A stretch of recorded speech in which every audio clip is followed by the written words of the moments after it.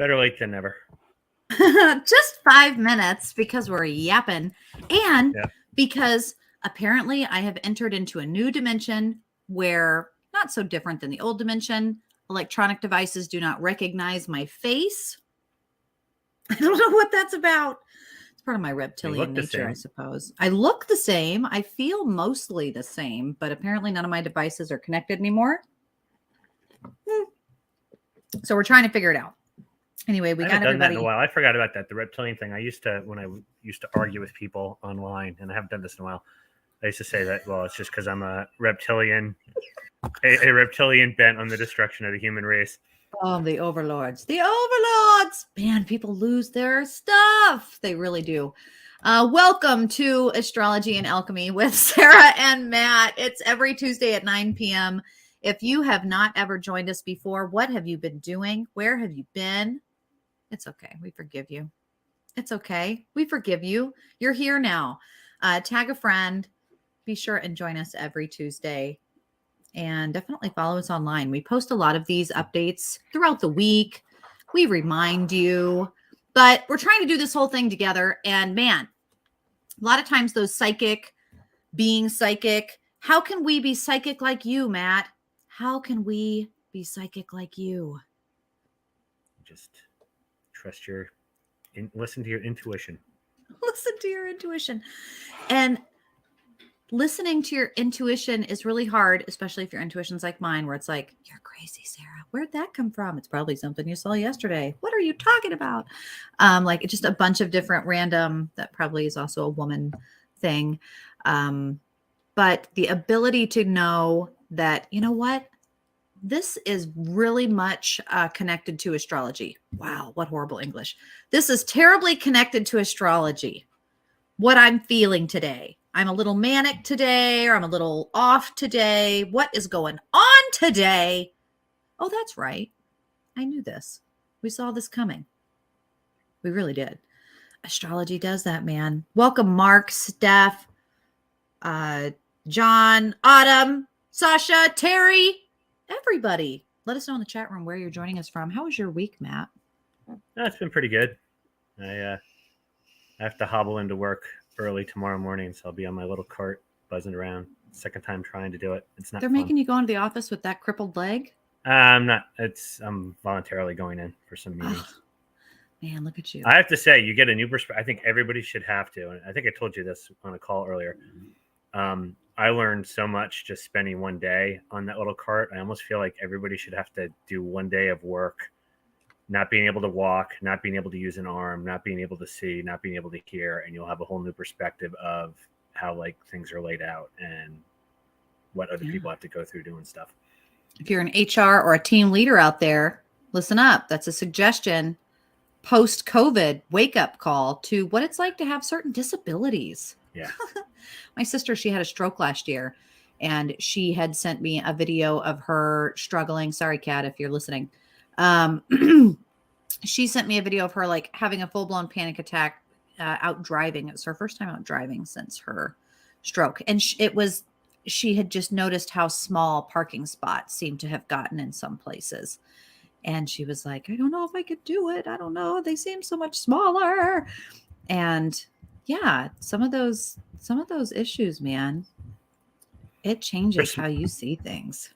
I don't know how it is out west. I mean, I've been out west, but I haven't spent less time out there. But I'm originally from the Northeast, and I will say at least Northeast compared to like Southeast and Midwest. You know, I think the older the area, the smaller the streets are, the tighter the parking, because it was just all built up before you had bigger cars and bigger. And so it's just no bike lanes, no additional big SUVs. Everything was a teeny tiny little car. It's really crazy.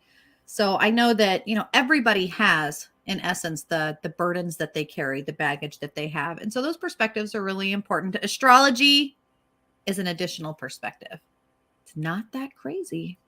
In fact, some of the crazy extremist headlines would suggest that the pull to Christianity and away from formal religion is a big reflection of what's going on in our world right now. But hey, maybe you want some science. Maybe you want some, I don't know. You can't really touch the planets. We should purge this show, because if some people get their way, the Old Testament says this is one step for you and I get burned at the stake. No. Nope. Stoned. I'm sorry. We get stoned. Not how I see it. It's not how I see it, guys. But that's a whole nother show. I'm being smart. That was I know. We should do a whole show on that, though, because that's a big part of the trolling that I think we get in association with astrology, that it's associated with divination and fortune telling. But it's so much connection to nature and the symbiosis of your host and like understanding your connection.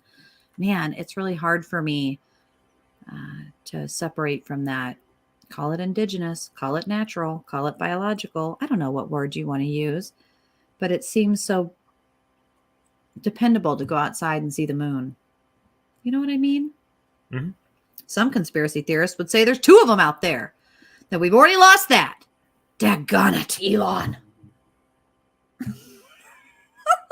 But let's get on to the astrology. Because there's some stuff happening, man. People said, yeah, didn't they use the stars to find baby Jesus? I don't know. I think they probably heard the crying in the stalls. I'm a Christian and a student of the occult science, and it all matters, says Mark. Yes, I made it, said Mary. I'd say the same thing. I am, you may not believe it, I am Christian. I'm just not a fundamentalist. So sometimes I run kind of sideways and get into arguments with fundamentalist folks. Not like you. I did today. Like you did today.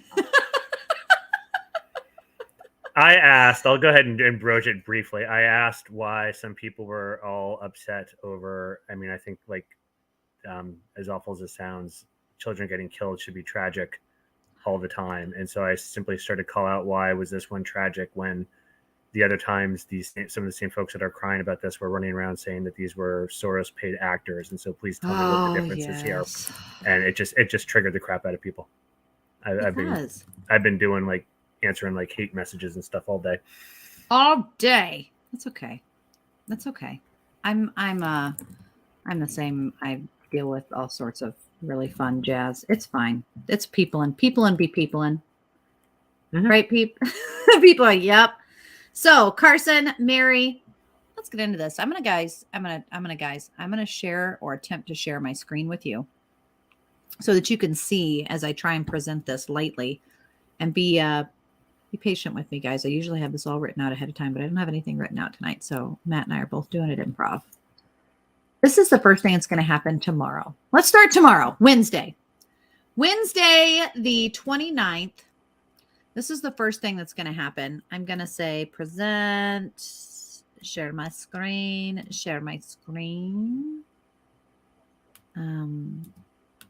This is so weird to do this, but I'm going to do it. Boom. This is going to be tomorrow. So when I'm looking at this and we talk about really the only thing significant happening tomorrow on many farmers' almanacs, you won't see anything on like the Cafe Astrology or popular astrology sites and horoscope sites. You may not see anything for tomorrow because there's nothing really, like if you look from today, which is in red, to tomorrow. Today, conjunct the moon and Mars. We talked about that last week, to tomorrow. Really, the only thing is this slight kind of conjunct moment and the addition of Venus and Uranus in Taurus, this particular energy, guys, and how and why that this is special. Do you see anything when you look at this map for those people joining us live and able to see the screen, like on YouTube? Otherwise, go to theplanetstoday.com and check it out.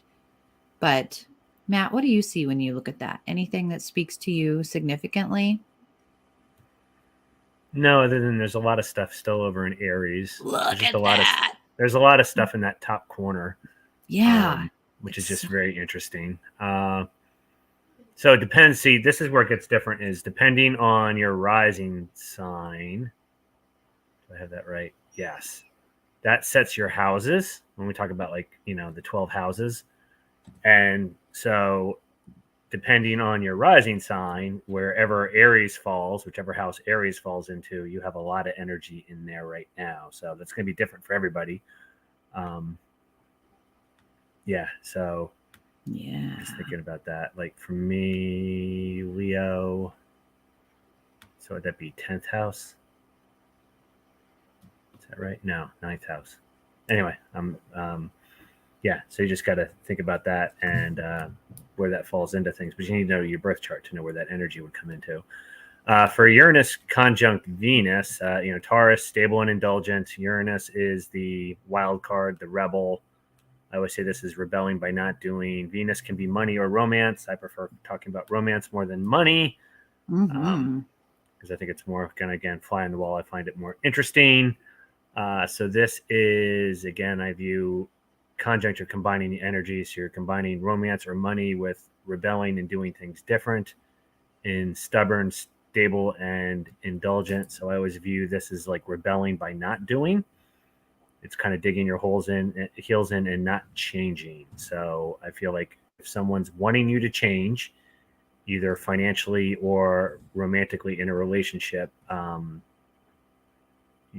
you're not going to budge. And so this is one that I think this sounds like we talked about this last week. I think maybe this hit last week as well when I was saying this is, if you want to have a relationship conversation that requires a change in your partner's behavior, don't do it now because they're not gonna budge. You're just gonna piss them off. Don't do it now. And this is a ripple, and it kind of continues to ripple into Thursday as well, as the moon really kind of shakes its space into a water sign. That these changes of romance that maybe you have or haven't been wanting or did or could not push, or opportunities growing and finance and opportunity of your life about subconscious behaviors. It's because that Pluto is still slowly sliding across these deep, deep transformations, guys. So be aware of stagnant energy. Steph was asking about new love interests. Yeah. I can kind of see that with the Uranus and Venus piece because Uranus is something different. So I can see kind of a new relationship coming from that. What kind of stumbles me on that piece is the Taurus. I got a dog on my lap, so I'm trying to like angle my computer that it doesn't like fall. These dogs are like all over me. Sorry. Since Taurus is, I always view Taurus as like not wanting to change. So that's where I kind of run against this, a new relationship, and then Taurus not wanting to do anything different. That's kind of where I stumble on that interpretation. But I can see where folks would kind of come up with that idea. Well, and I think, man, so much life change happening right now, and so much world small, like it goes from big to small, all the way down to quantum stuff, down to like Chat GPT, down to AI stuff. It really is pretty heavy. So I'm interested in kind of how it's all going to continue to pan out. So what do you think are the predictions for as you continue to see? But we can go ahead. Let's just move into Thursday. Because Thursday, my predictions for this is I don't think a lot will change tomorrow. Right. Not a whole lot I feel like Taurus, everything, whenever stuff's in Taurus, everything just kind of locks down. But then this is going to happen on Thursday. So continue that energy, that lockdown kind of continuation into Thursday is a waxing moon. Even though it's still really bright outside. Those solar flares, man, they've been causing headaches. Really huge. They call them Steves. Major solar tsunami, something. Anyway, first quarter waxing moon in Cancer for Thursday. All right. So this is, I was going to think opposite. So we are we're in Aries. So this is a Libra cycle for the moon. So we're building energy towards, or, depending on how you want to look at it. Aries is what do you need to do different? Libra, when it peaks, is kind of that balance. So this is kind of, I feel like if you're looking at what's going to change or what do you need to do to make a change, this is energy around what Cancer is all driven by security. So it's what do I need to change? What do I need to do to make myself feel more secure? And I feel like we're in the last 4 or 5 years, we've been in a space where a lot of people don't feel very secure. I feel that was the other thing that I was arguing a lot about today is, we're in a mental health crisis, but yet a lot of groups that talk about the mental health crisis act in behaviors and help drive narratives that only make a mental health crisis worse, not better. And so, It's out there. I see a lot of people hurting, not helping the mental states of others. Waxing, I always think of just the growth of those dreams, those intuitive connections, those feelings of wanting to restructure relationship related things. Purpose. Mark says aggressive judgments. Carson says keep an eye out for those northern lights. They're beautiful, especially where I'm at. I get a lot of those. And so I have a few things we were looking at on Thursday, says Steph. Well, Steph, share with us what you're thinking, because the continuation. I do this cold. So I don't know what we do. Well, and I'm doing it cold for the first time ever because this past week has been spring break, so everything's been crazy. And I would say that I'm someone who's pretty delicate to like the solar flare stuff. I'll get a headache.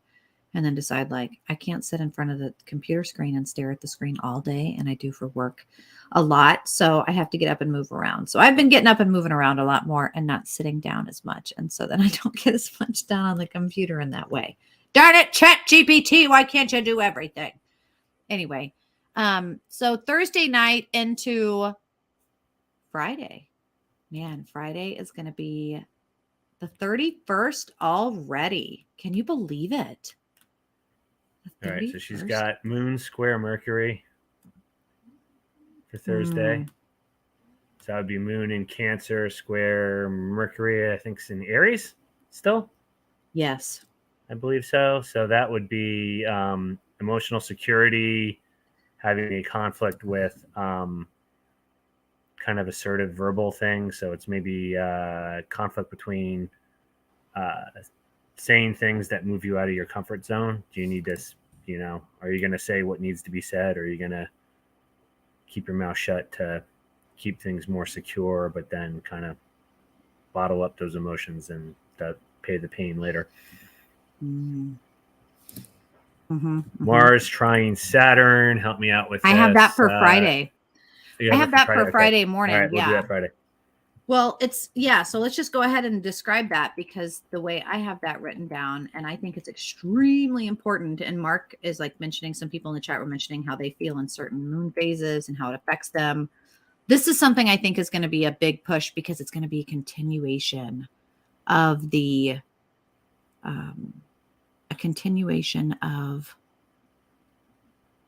dreams, the alien abductions, the separations, the floating astral projection matrix type stuff that's been going on. She also shared the moon in opposition of Pluto, and that's kind of a reference too, I think. I'll put that down in my chart. That'll be when the moon, that they won't get into opposition until the moon gets into Leo. It shouldn't. It depends when Leo moves. Yeah, because Leo and because Pluto's in Aquarius now, so it won't be. But it'll be Cancer. It'll be across from it on Cancer, won't it? Right on the edge, tipping on the edge. Yeah, I guess it depends how. It happens on the 31st. Really, it happens. You're bringing up a very interesting thing. Okay. And I don't know exactly what the official, because this is just World According to Matt's view of things. All the different aspects have a certain range of degrees that count as being conjunct or square, or actually conjunct's got the widest degree thing because it's the strongest. I think it's 10 degrees. So you run into things when planets are near the cusp. They can have that overlap, even though they're in signs that you normally wouldn't think. Like Leo and Aquarius are opposite of each other. But yeah, if you factor in that degree, right here, but wait, boop. If you factor in that degrees, the moon could still be in Cancer. It's what right. I do. This is me though. This is World According to Matt. I don't look at those range of degrees. I wait till it's 0, and then I count it as the aspect. So in theory, if Pluto's in Aquarius, the moon would have to be, unless I'm mistaken somewhere, the moon would have to be in Leo. But do you see it down here? So this is on the 30th. You've got Pluto right on that edge where it's just shifted into Aquarius, and 30 into the 31st. Boom. The moon tips from the Cancer right over on into the edge. That would make sense. Yep. But it's going to be right like on the 31st morning. Yep, they're right on the cusp. Boom. And how do we feel about that? What's that gonna, do we feel like that's a behavioral effective type thing we should be keeping our thoughts on? The moon and Cancer on the edge of Pluto's Aquarius. I guess you kind of say that emotional energy is stuck between the security and then the more extroverted, attention-seeking piece of Leo. And opposition is, they're not against each other. That's more square. Opposition is like that tension, or like two sides of the same coin, yin and yang type piece. And so Pluto's that, the big impersonal change that's now just getting into this rebellious Aquarius type state. So I almost feel like maybe there's an emotional pull between, with all the changes going on and there's big changes going on. Do I go for security, or do I kind of put myself out there? So maybe that's kind of where the tension would come from on there. Well, and think that'll happen at the exact same time that Mars is in Cancer, trine Saturn in Pisces. This is all on a Friday. So trine is synergy. So, Mars is action. Cancer, again, as we mentioned, I feel like we've talked a lot about Cancer today. Cancer's security driven, but it's also a cardinal sign. So it will drive things to drive their own security. Ruled by the moon. So, emotional, but constantly emotionally changing. Having synergy with Saturn, which is about the rules, which is now in Pisces, which is more sacrificial, kind of introspective, kind of take one for the team energy. So I feel like this is a good synergy of almost, what am I willing to give up to make myself feel more secure?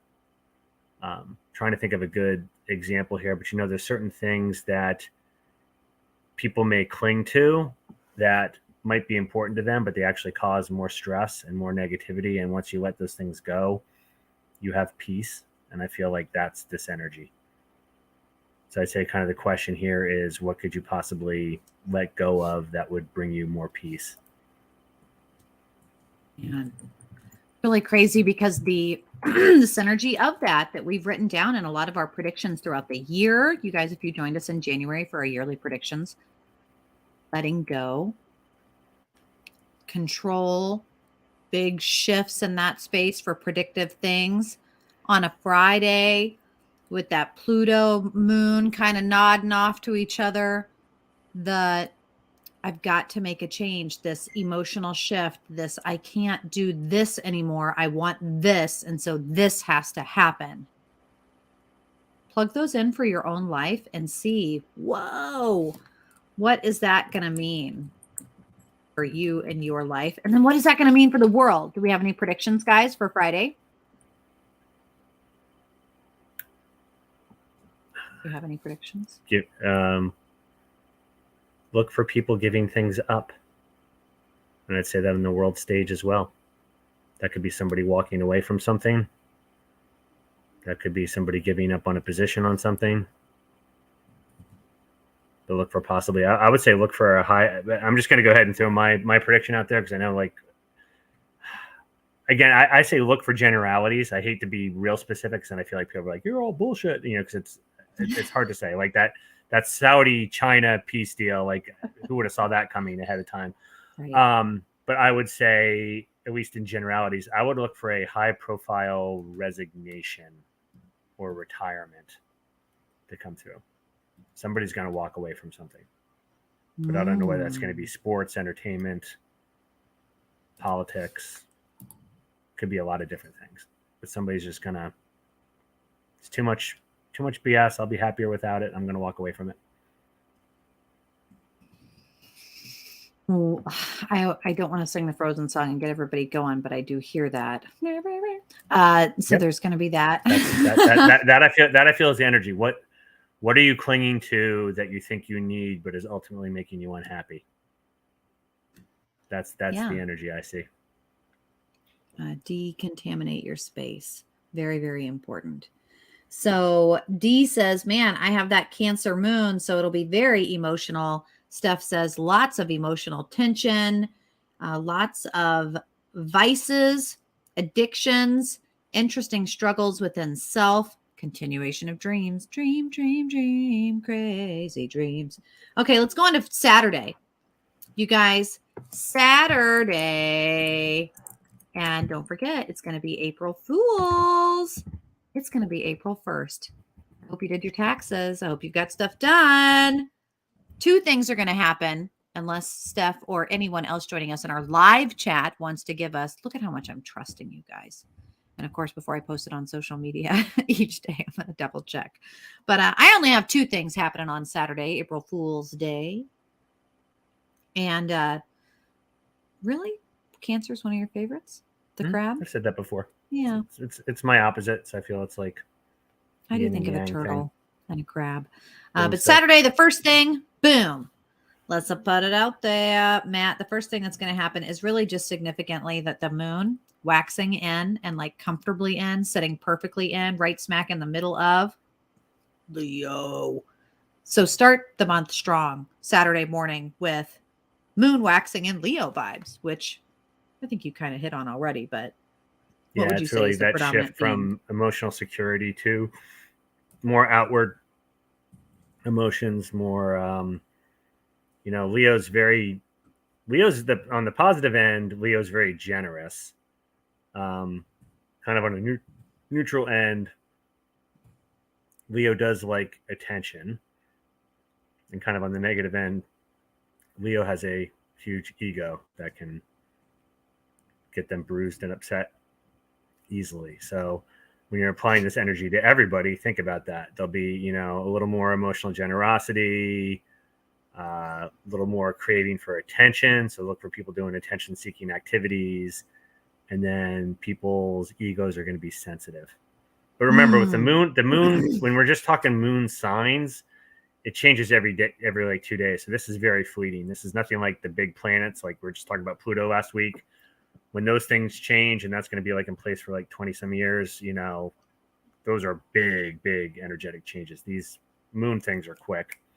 I imagine it's a lot of like in the morning, you're getting ready and someone turns and says, what do you think? How does this look? And you go, I don't know. I kind of like the blue one better. And they go, well, fine. Who asked you anyway? And it's like, dang, this is someone who for the last week or two, like hasn't even spoken to me. Like, what's going on? We went from really introspective to a shift that might start the morning off with just some feelings of, yeah, just a little, and don't, man, must be that time of the month. It's like, nope. It's some shifts of the teeter-totter moving in a way that's that growling kind of lion. The second little thing that's happening on April 1st. So I've got to already like update that to, it's not March anymore. It's going to share a story while you're going through this. I have a somebody in my office that had a wig. And so we've had this set up since 2020. That I was going to come into work that day wearing that wig and just acting normal, just acting like, hey, how's it going? Like it's my thing. And we had to shut down from COVID, and then we were remote for years, and now like the first is falling on the weekend. And so we've had this plan since 2019, and I've yet to be able to walk into work wearing this wig / hairpiece. Sweet. Yeah, it's not going to work. It's not going to pan out for them. That's okay. You'll kind of giggle. And 2025, I can do it. 2025, I'll be able to do it. Yeah.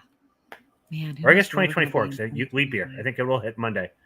I think next year I'll be able to do it. Will it be a leap year next year? Yeah. I think it's leap year next year. So it's after February. So yeah, it'll move. Next year we get to see is a Monday. Wig. Yep. Okay, the year counts down. You heard it here. my fake hairpiece and act like it's just normal. Can you? I think you could do it. You could totally do it. Well, add this to a little bit of that list. And I know we don't talk a lot about the dwarf planets, but Aries, the planet of fertility, I think is what we had mentioned. Correct me, astrologers out there. We've shared it so many times you'd think that my brain could remember. Yeah, fertility and like abundance, this little tiny planet as it moves around. And so, that kind of seems like Aries, the dwarf planet known as the sister of Mars, carrying a bold, fiery, courageous energy, helping to unlock the full power of the female spirit. That's what it says online anyway. So seeing that kind of move in a particular way, I don't know. What do you think? Mercury conjunct? I don't claim to have a whole lot of expertise in the dwarf planets, but based on your description there, I would say look for female energy assertively expressing themselves. It's assertive today. Look out. Female communication. Are we still on Saturday? That's Saturday. Yeah, Saturday afternoon. Do you think anything will pan out politically for that? Do you feel like the waxing in Leo, the moon, the vibes, and that this little Aries tuft, because it's essentially, I always see it as a strumming of guitar strings. So you've got two little strings being strummed at the same time. Yeah. So not only do you have the high profile person walking away from something, you're going to have a big announcement from a female figure. They're going to assert themselves and put themselves in the arena for something. Have you seen? Well, I don't want to get into that conversation. There's some really weird. That could be that, and that could be a political thing. Yeah, and it doesn't have to be U.S. either. That could be like global stage thing. You think Hawaii is going to run for president? You think? Oh, might. I don't know. Might. Okay. April 2nd. What's gonna terribly happen? Steph said, I thought it was no holds bar planet. Look out, baby. It could be because of the female, like I'm doing shit. I gotta be careful. I don't know if we can curse on some of our new platforms. Love and discord with arrows, said D. Sounds orgasmic, says Carson. Man, some really fun chat. If you guys aren't joining us in the chat, you're missing out. That's okay. Maybe you're a time traveler. And different chats, if you're not sure, it depends on how you're seeing us, which chats you see. Unfortunately, they don't all go to the same place. So people on the same platform are seeing the same chats from folks. So if you hear us reference something and you're not seeing it, that's why. Like, why? Where are you? Okay, so I don't have anything written down in my Farmer's Almanac for Sunday the 2nd.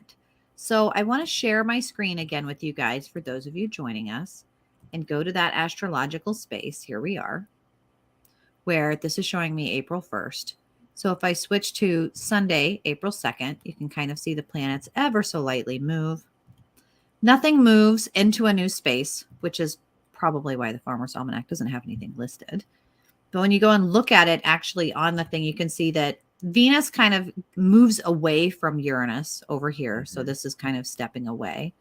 Go back and just kind of watch it again. The Neptune and Saturn, they really kind of get positioned into Pisces. This is really going to continue to amp up dreams. But like, is there anything significant that you see, like a conjunct or a trine, like that you would say is important? Because kind of hard for me to see, but no. And I think partially why you're seeing everything so quiet is because so many planets are all loaded over on the same side. So unless you're going to have a conjunct, which then right over each other, you're not going to see a whole lot. I mean, there's smaller aspects for the ones that are, in the sign right next to them, but we generally don't talk about those because it's a smaller, more minor. I view all those. You can dive into it, but I feel like that's just adding. It's funny. We're watching a cooking show. We're binging cooking shows before I got here, so this is kind of on my. it's almost like a smaller seasoning you have in the background. It provides accents to the main things, but those types of aspects are not going to drive. Steph says she has a lot of the energetics. moon stuff, which I have on the 3rd. When I'm looking at the planets moving, it moves on the 3rd. And I feel like a crazy person, so I'm going to share my screen again just so that, I feel like that's relevant. Boom. So this is the 2nd. All right, see when it goes into Virgo. This is the moon over here in Leo. So we go the 3rd. It significantly moves on the 3rd. On the 2nd, it's still in Leo. From what I can see. Boom. Boom, boom. There's like the 1st. And so it seems like it's in Leo for a while because you got the 31st, it's on the cusp, right over there with Pluto. And the 1st, the 2nd, boom. On the 3rd. And then that it's facing off with Mars in that. Yeah, Steph says she has it on the 3rd too. Okay, good. Woo! That would have been Moon in Virgo. Virgo's very detail oriented. I always think it's picky and analytical. So emotionally, this is people are going to want details. Well, this is like the "What did you do last night?" text, and then you just don't say "out with friends, had fun." They're going to want to know, where'd you go, who was there, who'd you talk to, it's that kind of stuff. Give me more.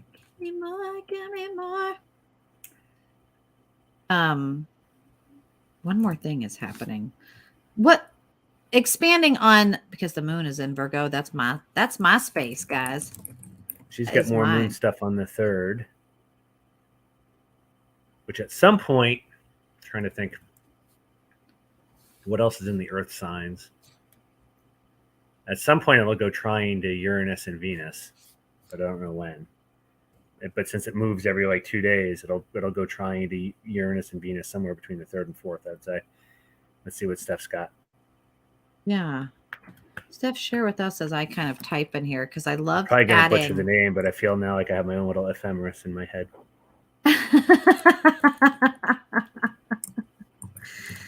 Moon waxing. Just doing the math in my head like Rain Man. Well, and one more thing happens on the 3rd, which is that Mercury enters Taurus, and that's 0-0. I know that you're kind of always mentioning that. Mercury enters Taurus, and it's like 0-0. So when you think of Mercury entering Taurus on top of the moon waxing in Virgo. Well, yeah, Mercury into Taurus is going to be, it's interesting because you're going from assertive communication. I would say, even though I usually say stable and indulgent, this is stubborn communication. So if Mercury moves, if you're in some kind of argument or somebody asserts themselves and you have this ongoing discussion, as Mercury shifts into Taurus, everybody's going to become entrenched in their position. And so if you're trying to convince somebody of something by, some kind of verbal or, communication to change somebody's mind, you're going to want to do it before the 3rd because people are going to become more entrenched in their positions after that.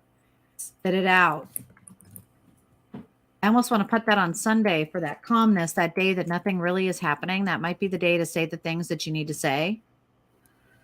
Yeah. So now this is just to kind of help people learn how to do this. So square is 90 degrees.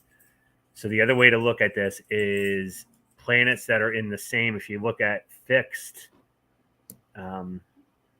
this will make sense to some people, won't make sense to others. I won't try to confuse, but if you have mutable, fixed, or why am I drawing a blank of the cardinal signs, when those planets can be, you have the yin, water and earth, and the yang, fire and air. If it's the same type of sign, cardinal, fixed, or mutable, and opposites, so yin and yang, that's when your square are going to be 90 degrees to each other. And so what's happening here is we just talked yesterday or last week that Pluto just crossed into Aquarius, which, Pluto's going to be very small, very slow moving. Now, to Steph's point, Mercury, which is fast moving, just goes into Taurus. they are 90 degrees apart, so they're going to be square. You see what I'm saying? Taurus and Aquarius are both fixed signs. You can almost see them on the lines there. Air versus earth. Why I say it has to be the opposite is if you look at Aquarius, who's in fixed air, Leo, fixed fire, they're opposite of each other. So it's not square. They're 180 degrees. It's opposite. It's a totally different energy. Mm-hmm. I hope that makes sense. And then there's a lot of like, well, and I added the there's visuals a lot in to here that, too. but I'm just trying to teach people some shortcuts. Yeah, and those shortcuts are important in kind of looking at, because, you know, if where am I ever going to use this math? Well, in astrology, maybe. But for those people also who need more of visual reference, you can see Pluto on this line over here, Mercury on this line over here. Remember back in math, if we had a little square, if we had our protractors out, they're square. Degrees. It's 90 degrees.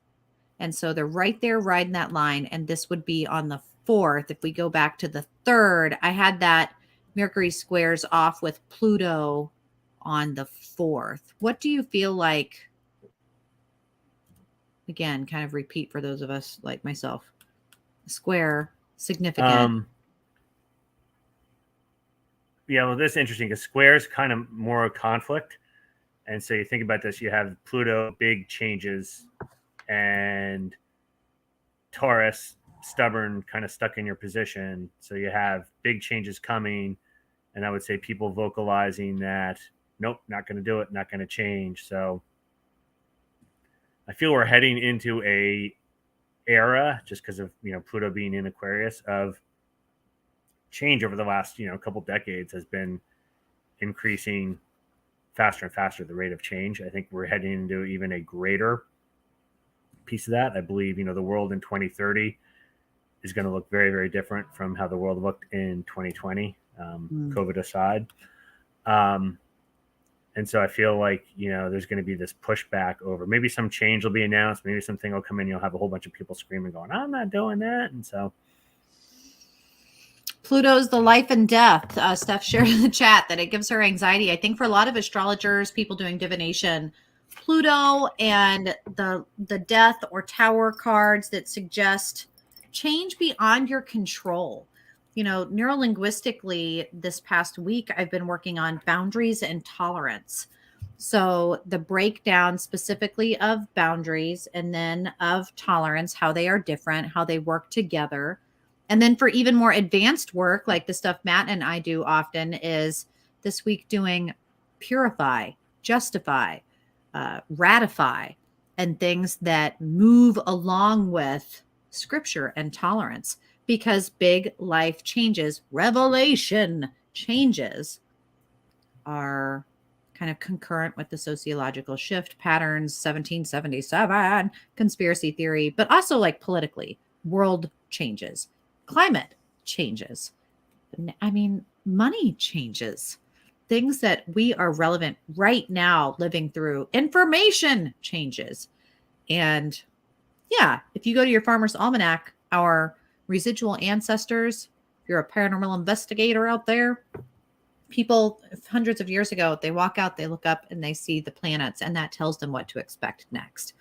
We kind of know with the alignment of the planets right now, where they are and where they're moving, we should expect big life change. Like, well, life change happens every day.